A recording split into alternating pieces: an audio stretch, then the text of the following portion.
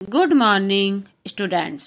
मैं आपकी हिंदी अध्यापिका मंजू सिंह आज आपको रचना प्रसून का पाठ 18 जिसका नाम है कहानी लेखन का पेज नंबर 115 पढ़ाऊंगी। बच्चों, पिछली कक्षा में मैंने आपको बताया था कहानी कैसी होनी चाहिए और किस प्रकार लिखनी चाहिए। अब मैं आपको मुर्गा और लोमड़ी कहानी पढ़ाऊंगी।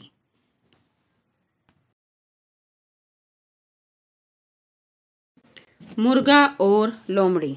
एक मुर्गा पेड़ पर बैठा हुआ था। वह जोर जोर से बांग दे रहा था। उसी समय एक लोमड़ी पेड़ के नीचे पहुंची। मुर्गे को देखते ही लोमड़ी के मुंह में पानी भर आया और वह उसे खाने की तरकीब सोचने लगी। आखिरकार उसने मुर्गे से कहा, मुर्गे भाई नमस्ते, पेड़ पर क्यों चढ़े बैठी हो?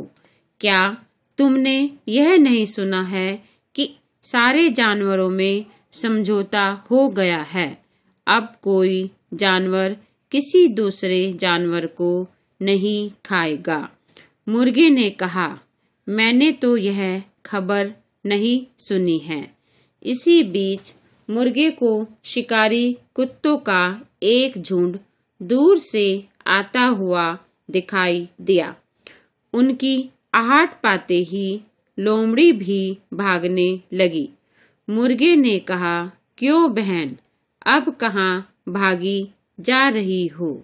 सारे जानवरों में तो समझौता हो गया है। अब तो कुत्ते तुम्हें नहीं खाएंगे। लोमड़ी यह कहकर चंपत हो गई कि शायद तुम्हारी तरह उन्होंने भी यह खबर नहीं सुनी हो। शिक्षा। इस कहानी से यह शिक्षा मिलती है, दुष्ट की बातों का यकीन नहीं करना चाहिए। 2. कहानियों को संकेत बिंदुओं की सहायता से पूरा कीजिए। बच्चों, यहाँ पर एक कहानी को संकेत बिंदुओं के द्वारा प्रस्तुत किया गया है। आपको इस कहानी को पूरा करना है। लोमड़ी और सारस में मित्रता डैश। लोमड़ी द्वारा सारस को भोजन पर बुलाना डैश। सारस का उसके घर पहुंचना डैश। लोमड़ी द्वारा 2 थालियों में खीर परोसना डैश। लोमड़ी का खीर खाना डैश। सारस का भूखा रहना डैश। सारस का बदला लेने का निश्चय डैश। लोमड़ी को भोजन पर निमंत्रित करना डैश।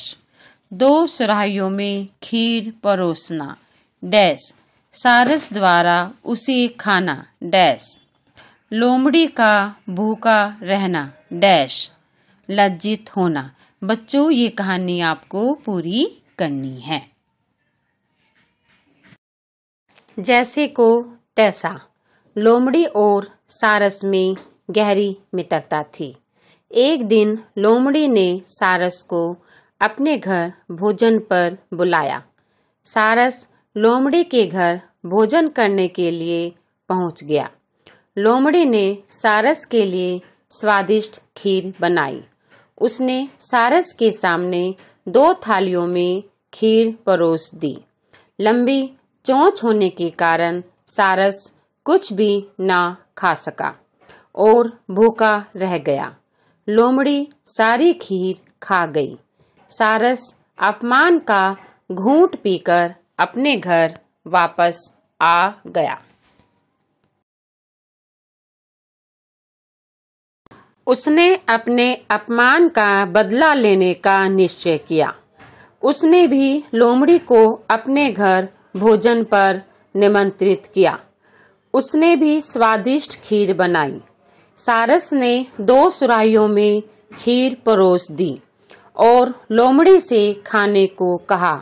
सुराही का मुंह ऊपर से पतला था, जिसकी वजह से लोमड़ी कुछ भी न खा सकी। लंबी चोंच होने के कारण सारस सुराही के अंदर की सारी खीर खा गया। लोमड़ी भूखी रह गई। उसे अपने किए का पछतावा हुआ और वह बहुत लज्जित हुई। शिक्षा: इस कहानी से यह शिक्षा मिलती है कि हम किसी के साथ जैसा व्यवहार करते हैं, हमारे साथ भी वैसा ही होता है।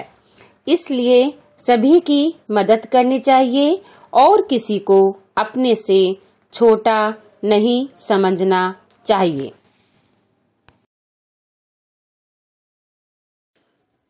2. दो बकरियां डैश।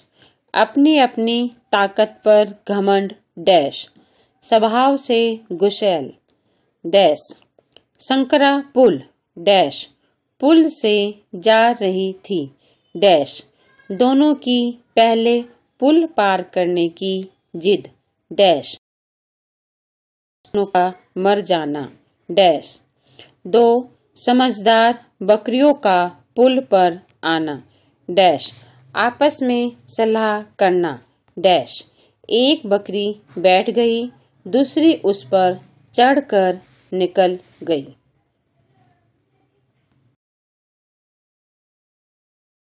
दो बकरियां थी। दोनों को अपनी अपनी ताकत पर घमंड था।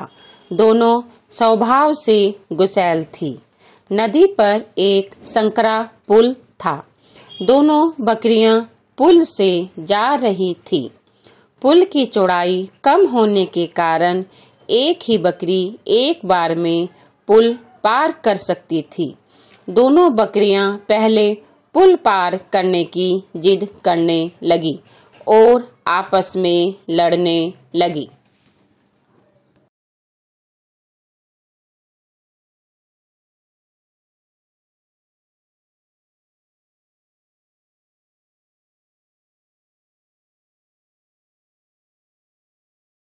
लड़ते लड़ते दोनों अचानक नदी में गिर गई और मर गई।